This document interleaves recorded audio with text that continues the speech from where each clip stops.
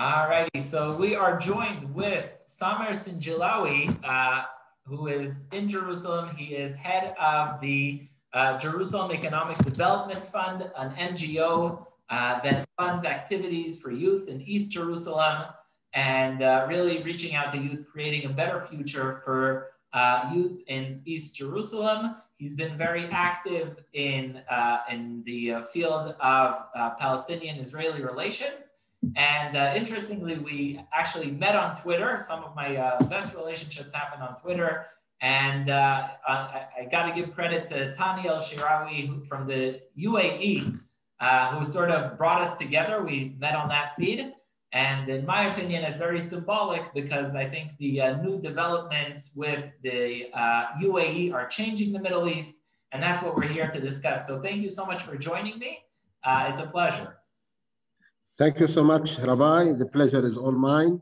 I'm really honored to be your host, to be part of this dialogue. I believe the more dialogue we have, the better we get to understand each other, and the better we can find more common ground. And this will help definitely a better future and a real step towards real peace in our region. Thank you. So I guess the question is, you know, everything is changing now in the Middle East. And there's been a lot of stagnation on the level of different official discussions, but I think something that we're seeing that we haven't seen before is a people-to-people connection today in the Middle East, more than ever through social media, through just, you know, through film. There was an article today out in the Khalij Times about how Fauda is sort of bringing people together in a funny way because people get to see the other person's story. How do you see more people-to-people connections being made, not only between Israelis and Emiratis, but also between Israelis and Palestinians? Well, Rabbi, I'm sure you are aware that for the last 20 years, there has been a serious mistrust problem among Palestinians and Israelis. Part of it, large part of it, is the Second Intifada and its consequences. This makes us be more responsible towards finding ways to regain this trust. And I think this can be regained only bottom up.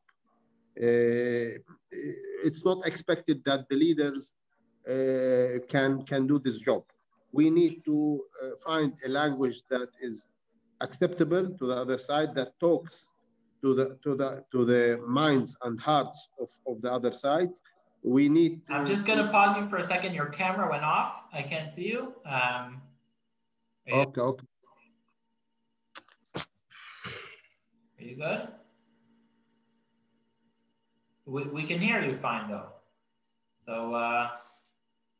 let me. It's this is the life on Zoom. It's you know, since Corona hit, really I've spent so much time on Zoom and there's always glitches. Yes, now we see you. Perfect. Yeah, sorry. So Rabbi, this is a must. We need to take the initiatives in starting opening doors of dialogue between both Palestinians and Israelis. And I think it's the responsibility of the leaders of thoughts, the academics, it's the young politicians, it's the activists, it's the media. The type of message that has been exchanged in the last years were very negative. There is some kind of a lot of stereotypes, dehumanization of the other side. We need to shift this. We need to start advocating ourselves in a better way. Me, myself, I think I represent a generation in the Palestinian side who were born under the occupation. We do believe, and we say loudly, that Israel has the right to exist. Every Jew has a legitimate claim and link to this land. But at the same time, this is not the only claim. We have also an equal claim to this land. and we have also an equal legitimate link to this land. So no one side can use this claim to drive the other out. We need to be responsible and know that we have a destiny of living together here. We need to find ways of coexistence.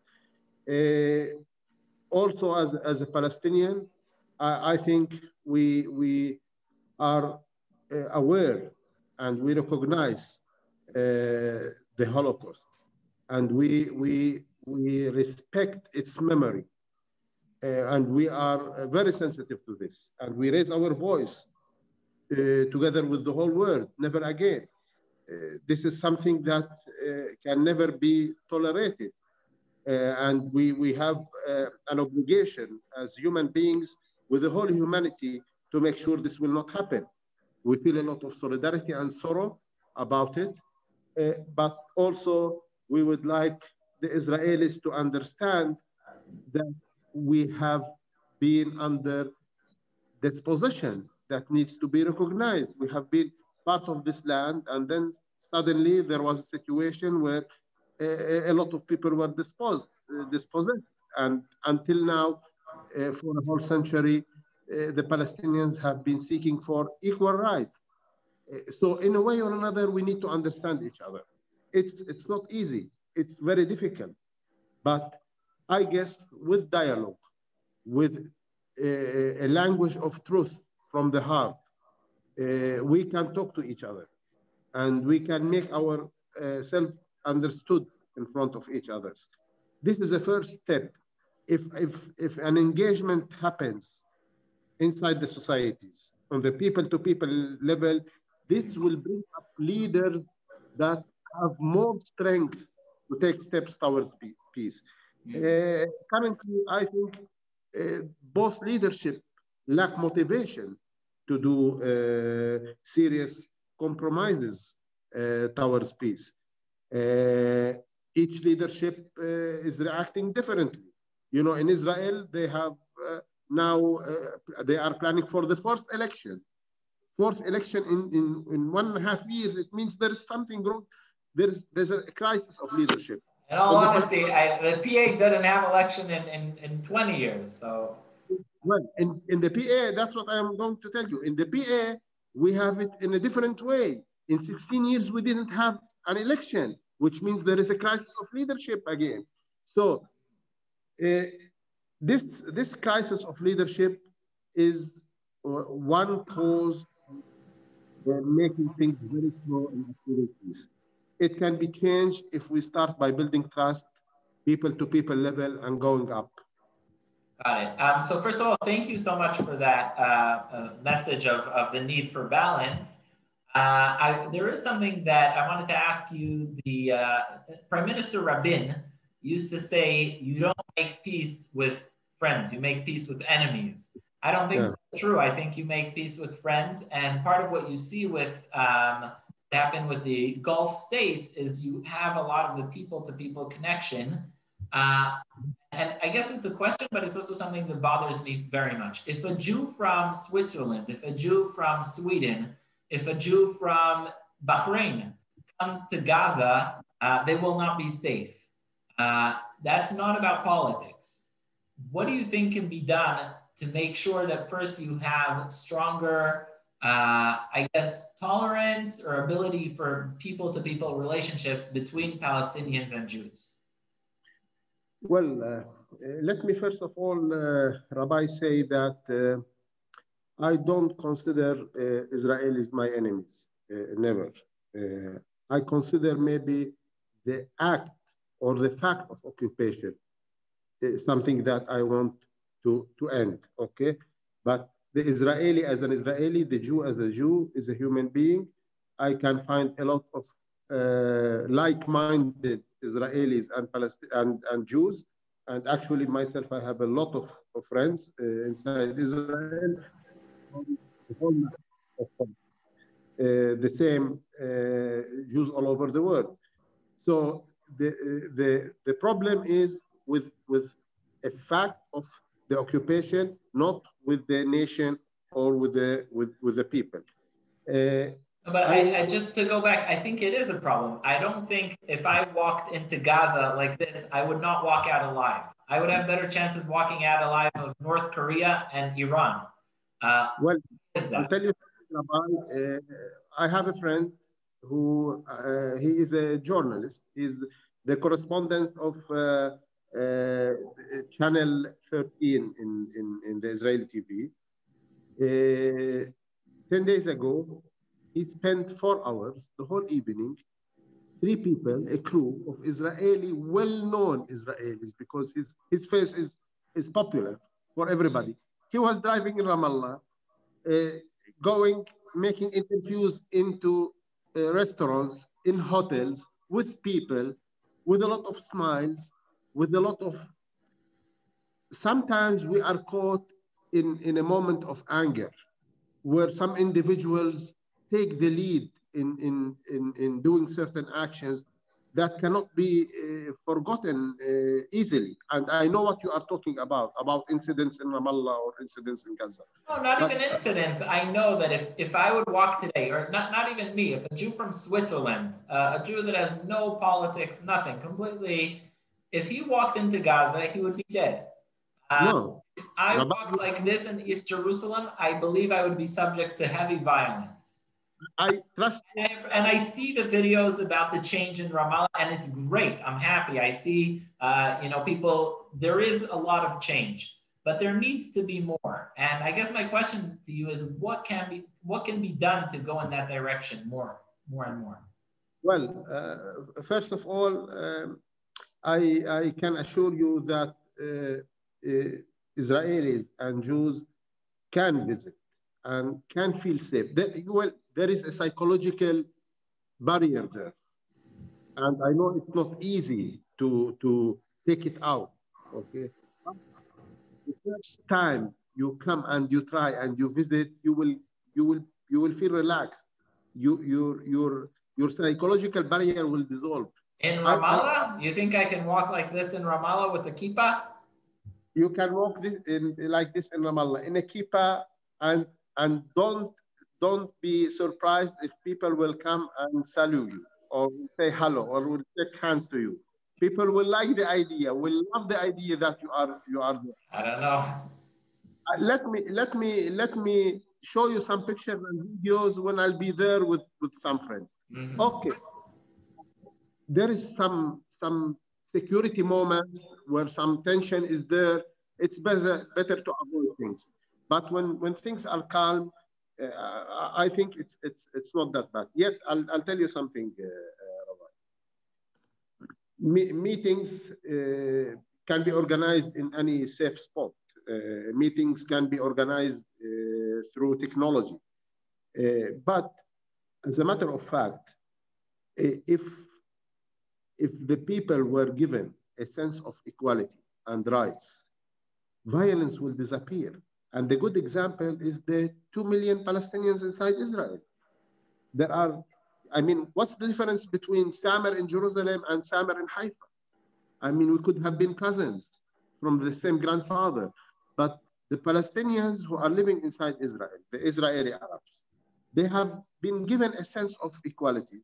So they have been using a peaceful way to protest against things because they feel the tool is there. But putting some people under harsh circumstances, under violent control, violence visit you back. It's on both sides. I'm not talking people. I'm talking Jews, because I look at the pictures from Dubai and it's so beautiful. You see Jews and Arabs singing together. Really, it's a beautiful thing. And I'm just wondering, why can't we do that in a bit closer? Why can't we? Why do Israelis and Arabs? Why do Jews and Arabs need to go to Bahrain, Dubai to come together? Why can't that be done closer? Not talking politics. I'm just to sit and talk and have coffee. I will share with you some pictures, Rabbi, about a lot of Israeli friends who have been visiting And you can see that it's happening. I mean, it's just few people don't feel they are under threat. Okay, most of the Israelis they have this feeling, and it's a genuine feeling. I don't say that Israelis are pretending to have a sense of not being secure when they visit Palestinian area. It's a genuine feeling. It has some reasons. I don't deny this, but it's not the reality. It is a psychological barrier, and we can break it. We can start visiting Israeli friends, and we can invite Israeli friends to Ramallah. When there is an intention for a open-minded, open-heart dialogue, these things will start disappearing. I'm inviting you, Rabbi, to come. Whenever you are here, please let us do. And I can have a lot of Israeli witnesses that can confirm to you that it's very safe. Once you do it, you will feel that, you know, it's not what you are thinking about. The Palestinians are human beings, are friendly, people who are trying to enjoy life. We like to have friends at the other sides who share with us their points of view, who listen to us. It's very important for us to find a lot of ears on the Israeli side. Well, it's all taps, and we need to work into getting rid of these psychological barriers. Thank you. So first of all, I'm happy we're in agreement about the need for peace to come from the bottom up. You can't just, I think that was the big mistake of the Oslo agreements. They thought they can just sign a paper and it would be over. I think, you know, the kind of work that you're doing and the work of bringing people together and having people talk with each other, and like you said, people are coming to visit. I think that's fantastic. I think also the agreements with the normalization with Dubai and Bahrain, etc. I think that's great, and I hope that, as they say, inshallah, we see more and more of this. Inshallah. All right, thank you so much for joining me, and God willing, it should be the beginning, and we should see many more people coming together, Israelis, Arabs, East Jerusalem, West Jerusalem. Everyone should really, the region is changing, and it's a good thing. And thank you. So thank you for your good work on that. Thank you, Rabbi. Thank you. Thank you. Have a nice